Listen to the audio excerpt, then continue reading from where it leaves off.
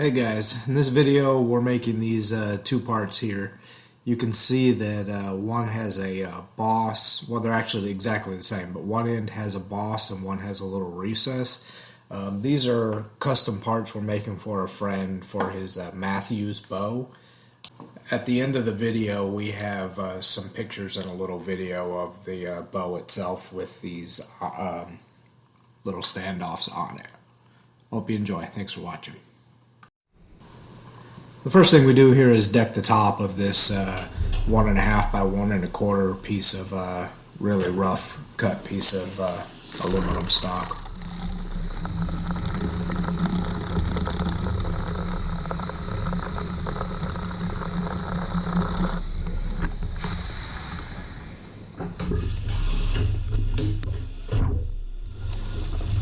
The second operation here is just doing a roughing adaptive cut around the perimeter of the entire part here. I'm using a 4-flute high-speed steel end mill here. I usually use a carbide end mill 3-flute, but this is the only end mill I had that could make the entire depth of cut on this. I didn't want to have to make any soft jaws since we're only making 2 of these parts, so I used the end mill I had around that was long enough. It's just barely long enough actually, but so we're using 4-flute high-speed steel here, running a little bit slow.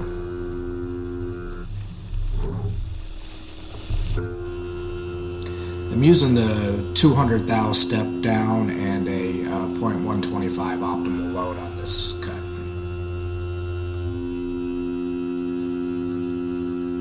I'm looking at getting a air knife enclosure for this camera, so hopefully the video quality will start getting better. I just got to get it sourced.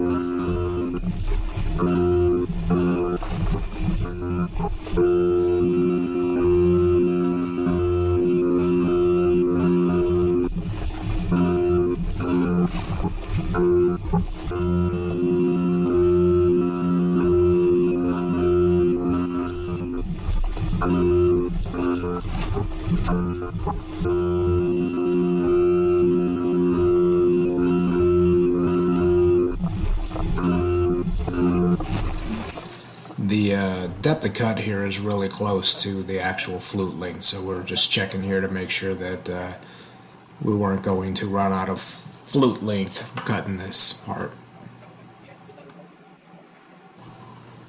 Everything looks good, so we go ahead and continue on from here.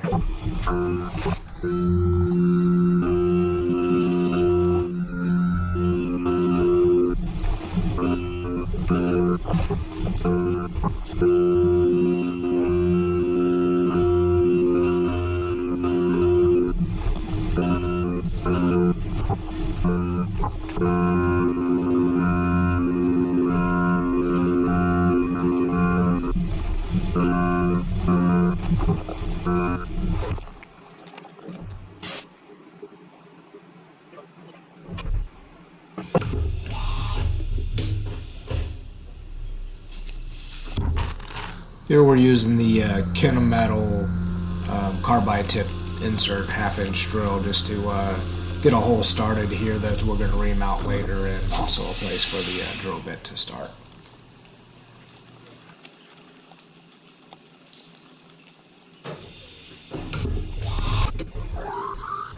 This part has a through hole about 330 thou in diameter for that a bolt goes through and holds everything together.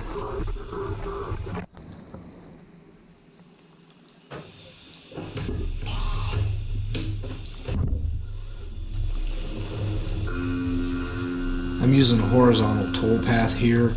There's a little post that sticks up, and I'm using that to deck the top down and leave the post sticking up.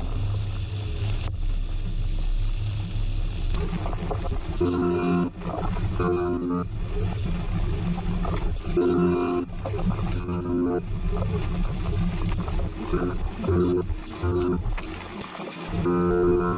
here's a 2D contour. I'm taking off about 10 thou per pass. We're doing our final contour of the part, getting everything down to final dimensions here.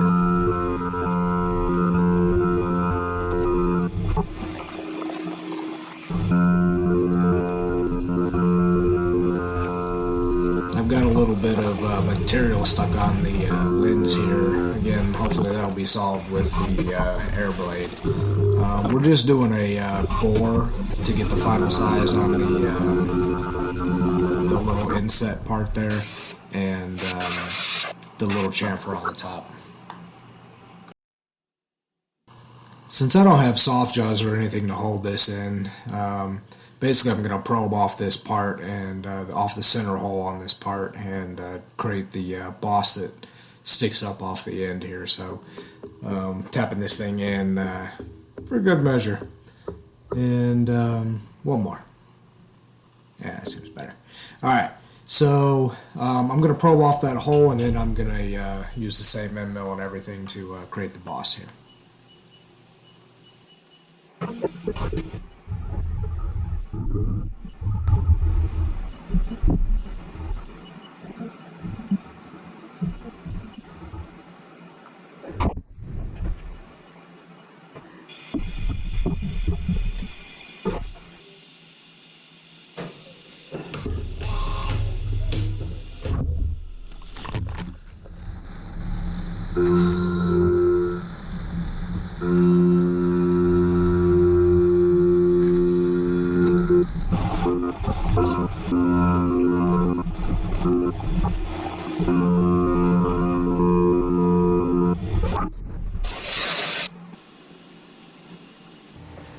Okay, a friend of ours has this bow, and he wanted to use this quiver on it, and but it comes down and messes with, I believe it's something to do with the sights, I'm not sure.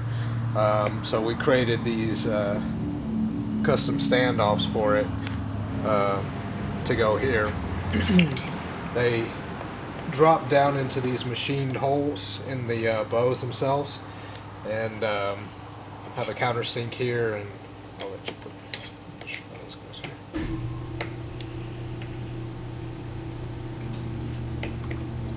Yeah, and the little pins drop into pins on here.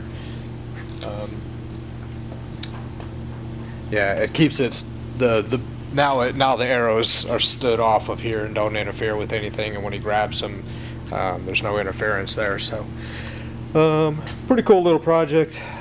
Doing one-off little custom parts like that is kind of hard to get everything done right, perfect, especially if you're just doing a couple of them.